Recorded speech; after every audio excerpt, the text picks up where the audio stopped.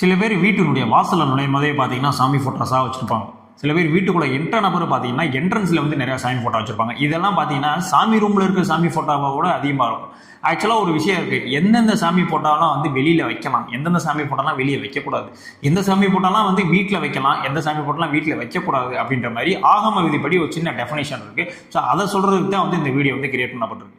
So இந்த video வந்து ரொம்ப சின்ன வீடியோ தான். இதை வந்து நீங்கள் சயின்டிஃபிக்கலாக வந்து இந்த வீடியோவை எடுத்துக்கிட்டாலும் சரி, இல்லை ஒரு ஆன்மீகம் சார்ந்த ஒரு விஷயமாகவும் எடுத்துக்கிட்டாலும் சரி, ஜஸ்ட் நான் தெரிஞ்ச விஷயங்களை வந்து சொல்லிடுறேன். நீங்கள் ஷேர் பண்ணிவிட்டு உங்களுடைய கருத்துக்களை வந்து நீங்கள் வந்து கமெண்ட்ஸில் வந்து சொல்லுங்கள். இல்லைப்பா இது தப்பு, நீ தப்பாக சொல்லிட்டேன், இல்லை இது கரெக்ட் தான் அப்படின்ற மாதிரி விஷயங்கள் உங்களுக்கு இருந்துச்சு அப்படின்னா கண்டிப்பாக வந்து நீங்கள் வந்து கமெண்ட் பாக்ஸில் வந்து சொல்லலாம். முதல்ல வந்து பார்த்தீங்கன்னா உங்கள் வீட்டுக்குள்ளே வந்து, அதாவது நான் வந்து பூஜை ரூம் சொல்கிறேன், வீட்டுக்குள்ளே பூஜை ரூமில் வந்து பார்த்தீங்கன்னா இந்த உக்கிர தெய்வங்கள்லாம் இருந்துச்சுன்னா கண்டிப்பாக மேக்ஸிமம் வந்து அதெல்லாம் அவாய்ட் பண்ணிடுங்க.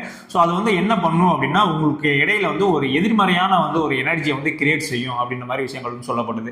ஆக்சுவலாக உக்கிர தெய்வங்கள்லாம் இந்த காளியம்மன் ஃபோட்டோ, காளி அந்த மாதிரி இருக்குல்ல, அந்த பிளட்டியாக வந்து இருக்கும். ஸோ அந்த பிளட்டு அந்த மாதிரிலாம் இருக்கிற அந்த சாமி ஃபோட்டோஸ், உக்கிர நரசிம்மர் ஃபோட்டோஸ், ஒரு விகாரமான இருக்கக்கூடிய முகபவனியில் இருக்கக்கூடிய சாமி ஃபோட்டோஸ், இது மாதிரிலாம் இருந்துச்சு அப்படின்னா கண்டிப்பாக வந்து அதெல்லாம் வந்து வெளியே அப்புறப்படுத்திடணும் அப்படின்ற மாதிரி சொல்லப்படுது. இது எல்லாமே வந்து பார்த்தீங்கன்னா கோயிலில் மட்டும்தான் வச்சு வணங்குறதுக்கு வந்து ஒரு எப்படி சொல்கிறது தகுதியான ஃபோட்டோன்னு வச்சுக்கோங்களேன். கோயிலில் மட்டும்தான் வச்சு வணங்கக்கூடிய ஒரு ஃபோட்டோஸ். ஸோ அதெல்லாம் வந்து நீங்கள் வந்து வீட்டுக்குள்ள வந்து வைக்கக்கூடாது.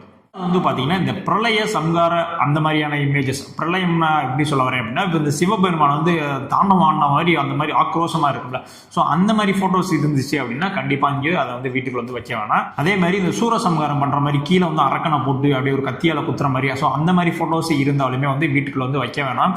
இது எல்லாமே வந்து பார்த்தீங்கன்னா இருக்கக்கூடிய அந்த ஒரு பாசிட்டிவ் எனர்ஜியை வந்து டோட்டலாக வந்து அவாய்ட் பண்ணிடணும். அது மட்டும் இல்லை, இதை நீங்கள் பார்க்கும் போதே வந்து பார்த்தீங்கன்னா உங்களுக்கு வந்து ஒரு உளவியல் ரீதியான ஒரு சின்ன சேஞ்சஸ் வந்து உங்களுக்குள்ளே ஏற்படும் அப்படின்ற மாதிரியும் ஒரு விஷயமும் வந்து சொல்லப்படுது.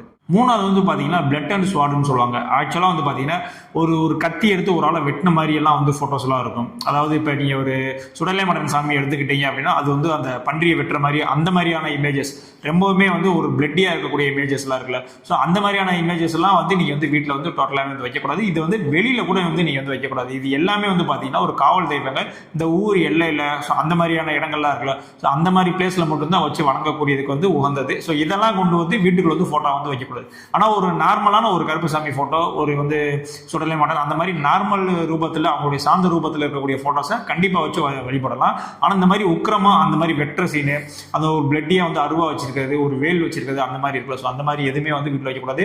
இவ்வளோ ஏன் முருகனே வந்து ஒரு வேலேந்தி போருக்கு போகிற மாதிரியான ஒரு இமேஜஸ் இருந்தால் கூட வீட்டில் வந்து வைக்கக்கூடாது. எப்பயுமே வந்து ஒரு சாந்தமான முருகன் ஃபோட்டோஸ் எங்கே இருக்குதோ ஸோ அந்த மாதிரி தான் வந்து வீட்டில் வந்து வைக்கணும். நான்காவது வந்து பார்த்தீங்கன்னா உடைந்த அல்லது அந்த கிழிந்த ஃபோட்டோஸ், அதாவது டேமேஜ் அண்ட் டியர் ஆன ஃபோட்டோஸ்லாம் வந்து கண்டிப்பாக வந்து வைக்கக்கூடாது.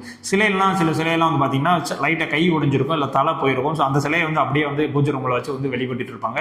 ஸோ இதுவுமே வந்து பார்த்தீங்கன்னா ஆகம விதிப்படி வந்து இந்த மாதிரி வந்து பண்ணவே கூடாது. கிழிந்த சாமி ஃபோட்டோவாக வந்து நீங்கள் ஒட்டி வச்சிருப்பீங்க, ஸோ அது வந்து பார்த்தீங்கன்னா ரெண்டாக கிழிஞ்சிருக்கும், அதையுமே வச்சு நம்ம வந்து அப்படியே வந்து யூஸ் பண்ணிட்டு இருப்போம். ஸோ இந்த மாதிரி டேமேஜ் ஆனதாக இருந்தாலும் சரி, இந்த மாதிரி டியர் ஆனதாக இருந்தாலும் சரி, அதையுமே வந்து சாமி ரூமில் வச்சு வந்து வணங்கக்கூடாது. அந்த மாதிரி இருந்துச்சு அப்படின்னா ஏதாவது ஒரு கோயில் குளங்களில் போய் போட்டுறணும்.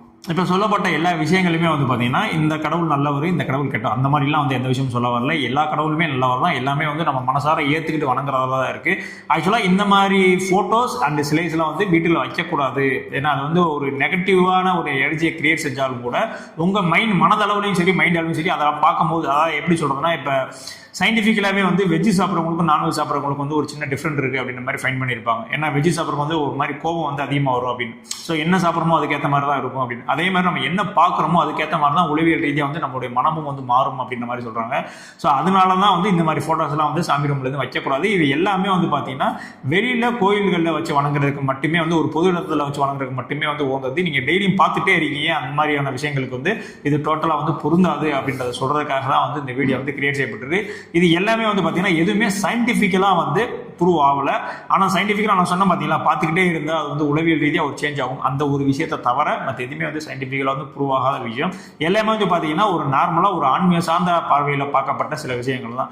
இது உங்களுக்கு வந்து அக்செப்ட் பண்ண முடிஞ்சிச்சு அப்படின்னா இதை அக்செப்ட் பண்ணி நீங்கள் உங்கள் வீட்டில் வந்து சேஞ்சஸ் கொண்டு வாங்க. இல்லைப்பா எனக்கு அதெல்லாம் தேவையில்லை, நான் சும்மா ஜஸ்ட் வீடியோ பார்த்து ஸ்கிப் பண்ணிடுவேன் அப்படின்னா நீங்கள் எப்பயும் போல வீடியோ பார்த்துட்டு வந்து ஸ்கிப் பண்ணிட்டு போயிடலாம்.